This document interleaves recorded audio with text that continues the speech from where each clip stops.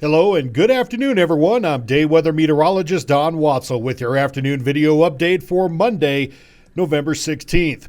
Well, if the winds from the weekend didn't blow you into Nebraska or beyond, we can all say amen to that, and that the winds will be finally dissipating across the state throughout the night tonight. But unfortunately, it's going to be short-lived. Now, we're not looking at any widespread high wind events like we had this weekend, but our wind-prone areas will start to get in on the action starting late Tuesday night and more so into Wednesday.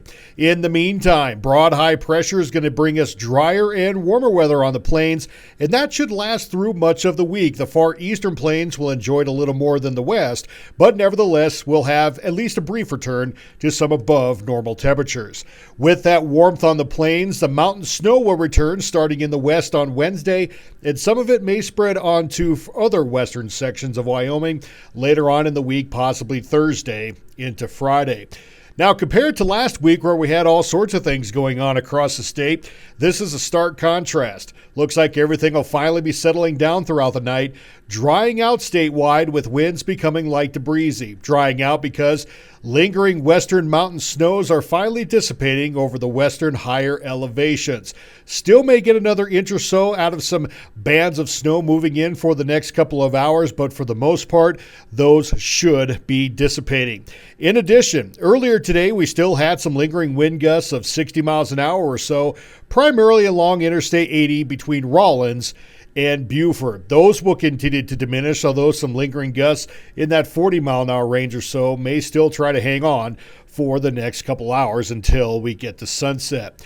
Then for Tuesday, not looking too bad. A high-pressure ridge aloft will spread over the state, then shift eastward by Tuesday night. That's going to give us a dry day across the state with seasonal temperatures in the west, while east of the Continental Divide, mainly along I-25 in the eastern plains, could see well above average temps in the middle and upper 60s. With the warmth comes some afternoon winds that could get up to 35 and 45 miles per hour in the central and southern wind-prone areas. More specifically, as you get to around Muddy Gap and Shirley Basin between Rawlins and Casper, and the typical I-80 spots around Arlington and Elk Mountain. They could see some of the stronger wind gusts through the afternoon. Everyone else should stay light to breezy.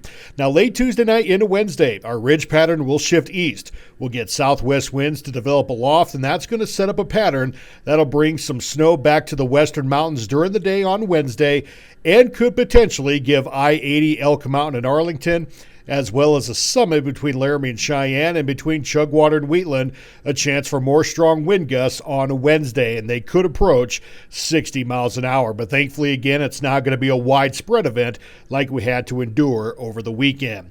Thanks for listening and watching. Have a great day. We'll talk to you again soon.